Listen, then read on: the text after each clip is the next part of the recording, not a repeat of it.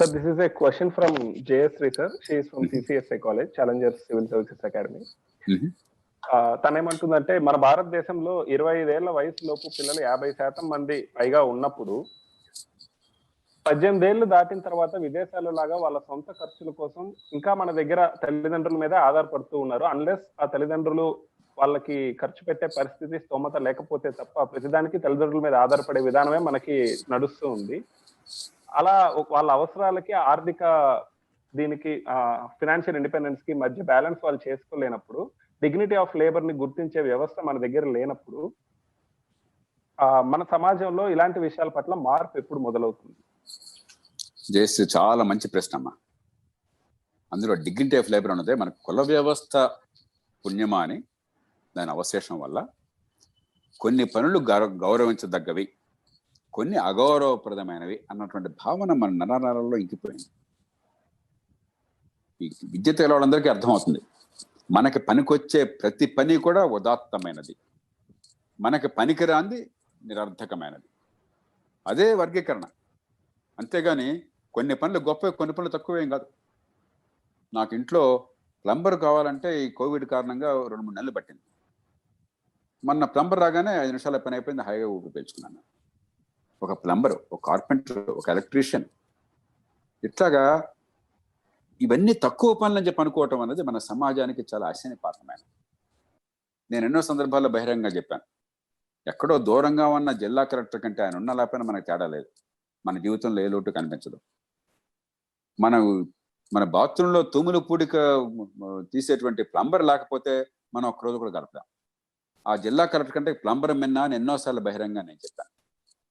మనం ఈ కుల వ్యవస్థ జీర్ణించుకుపోయిన సమాజంలో, అంతరాలు బాగా తరతరాలుగా పుట్టుకతో వచ్చిన సమాజంలో కొన్ని ఎక్కువ కొన్ని తక్కువ లేని భేషజం. అందులో కొంచెం చదువుకుంటే ఎందుకు పని రాకుండా పోతున్నారు, చదువు రావటం లేదు, మేధస్సు వికసించడం లేదు, కానీ చేతులతో పనిచేస్తే నామోషి అన్న భావం కూడా వస్తున్నది. తల్లిదండ్రులకు భారం అవుతున్నారు, మూర్ఖ అహంకారాన్ని పెంచుకుంటున్నారు, అటు సమాజానికి తమకు పని రాకుండా పోతున్నారు. అదే కొంతమంది ఆ విషయం అర్థం చేసుకుని, లేకపోతే కొన్ని వారి పరిస్థితుల వల్ల కానీ కార్పెంటరీ చేసేవాళ్ళు, లేకపోతే పెయింటింగ్ చేసేవాళ్ళు, ఎలక్ట్రీషియన్ పనిచేసేవాళ్ళు, నేను వారిని కనిపిస్తుంటే ముచ్చటేస్తుంది నాకు. బాబు ఏం చేస్తున్నావు అని చెప్పంటే వాళ్ళు చాలా మంది నెలకి 30, 40, 50 వేల రూపాయలు గౌరవప్రదంగా సంపాదించుకుంటున్నారు.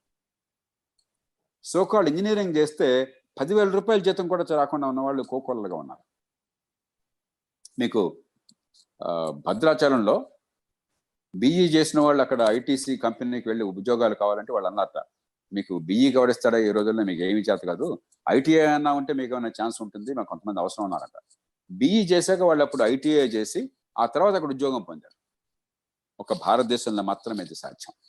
కాబట్టి ఖచ్చితంగా ఈ సమాజంలో ఇది ఒక భయంకరమైన మూర్ఖపు ధోరణి ఉన్నది. కానీ నేను అనుకోవటం కాలక్రమేణా తల్లిదండ్రులకు అర్థమవుతుంది, పిల్లలకు అర్థమవుతుంది. అందుకని కనీసం పేద కుటుంబాల్లో పిల్లలు, దిగువ మధ్యతరగతి కుటుంబ పిల్లలు కూడా వీరునంత మేరకు సొంతంగా పనిచేసుకోవాలని ప్రయత్నం చేస్తున్నారు. ఎన్నో సందర్భాల్లో నేను చూశాను. మరి పేపర్లు డెలివరీ చేయడం కానీ, మిల్క్ వెండింగ్ కానీ, మరొకటి కానీ చాలా మంది చేస్తున్నారు. ఈ మధ్యకాలంలో కొంత వరవడి మారింది, అది మరింత మారాలి. కొన్ని పనులు నామోషి అన్న వాతావరణం పోవాలి. దాంతోపాటు వృత్తి విద్యని మనం చాలా తక్కువ స్థాయి విద్యగా ప్రభుత్వం కూడా భావించింది.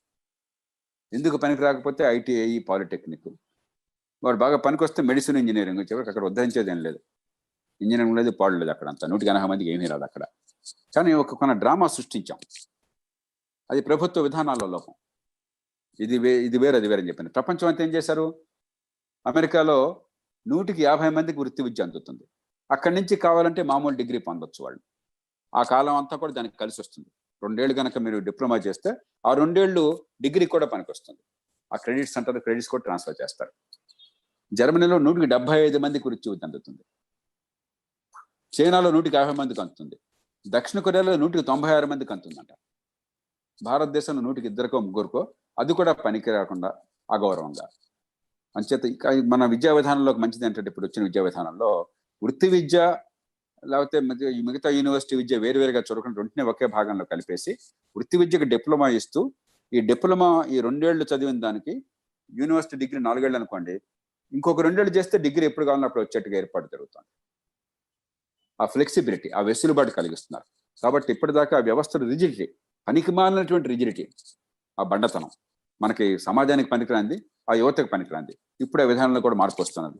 ఈ రెండు, అటు సమాజంలోనూ ఇటు విద్యా విధానంలోనూ ప్రభుత్వ విధానాల్లోనూ రెండు మార్పులు వస్తే యువతలో ఇంగిత జ్ఞానం అన్నది మీ మనసులో ఉన్నట్టుగానే యువత అందరిలో కూడా పుట్టుకతో ఈ అసమానతలు ఏమిటి, మన ఇంట్లో ఇప్పుడు ఇందాక ఈవేళ లేకపోతే నిన్నో ఇంట్లో ఒక చిన్న మేసనరీ పని చేశారు, ఏదో కొద్దిగా లీక్ అవుతుంటే ఆయనకు టీ ఇస్తే కింద కూర్చోబోయాడు. లేదా కుర్చీలో కూర్చోంటే అలాగా సార్ అన్నాడు.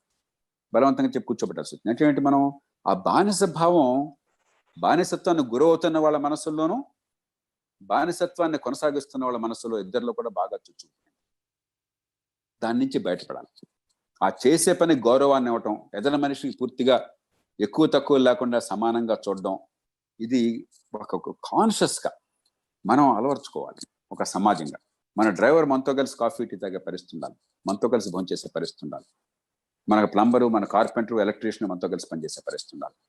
దానికి కాన్షియస్గా చదువుకున్న వాళ్ళు, నిజమైన ప్రజాస్వామ్య భావనలు ఉన్నవాళ్ళు, నిజమైన రాజ్యాంగ విలువలు ఉన్నవాళ్ళు, మానవ విలువలు అర్థమైన వాళ్ళు దానికోసం గట్టిగా ముందు ఆచరణలో నిలబడడం మొదలెట్టాలి. కొంతకాలం కొత్తగా అనిపిస్తుంది, కానీ కాలక్రమేణా అది అలవాటు అవుతుంది. అందున పట్టణీకరణ వల్ల, ప్రపంచీకరణ వల్ల ఇది వేగవంతం అవుతుంది. అందుకనే నేను చిన్న గ్రామాలు ఉంటాం కాకుండా 10-15 గ్రామాలు కలిసి ఒక చిన్న పట్టణాలకు రావటం ముఖ్యంగా గట్టిగా వాదించే వాళ్ళని అవ్వకండి. ఈ పాత గ్రామాలు ఉపయోగం లేదు. ఎంత రొమాంటిక్ గా మనకున్నా కూడా అక్కడ ఎక్కడైతే పట్టణానికి అవకాశాలు ఉంటాయో, పెరిగే అవకాశం ఉంటుందో, అక్కడ క్రమక్రమంగా మన అవకాశాలు ఇస్తే, మనుసత్వాలు కల్పిస్తే అక్కడికి సహజంగానే ప్రజలు వలసపోతారు. విద్య కోసం, ఆరోగ్యం కోసం, ఉపాధి కోసం, వగైరా కోసం. ఉన్న ఊరికి మరీ దూరం కాకుండా ఎక్కడో 100 కిలోమీటర్ల దూరంలో ఉన్నటువంటి నగరానికి పోయి అక్కడ అగచట్టబడకుండా దగ్గరలో ఉంటుంది. అదే సమయంలో పట్టణ వాతావరణం ఉంటుంది. అలాంటి ఏర్పాట్లు అంటే కాలక్రమేణా ఈ కుల వ్యవస్థ కానీ, ఎక్కువ తక్కువ అంతరాలు కానీ పెరిగిపోతాయి. ఈ భేషజం తగ్గిపోతుంది. ఆత్మగౌరవం, నిజమైన ఆత్మగౌరవం నిలబడుతుంది. ఆ ప్రయత్నం ప్రభుత్వ విధానాల్లో చేయాలి, విద్యా విధానంలో చేయాలి. సమాజం నుంచి కూడా ఈ పరివర్తన నిరంతరం ఒక సమాజంలో మార్పు కోసం పోరాట యోధుల వల్ల రావాలి. Like and subscribe Eagle Media Works.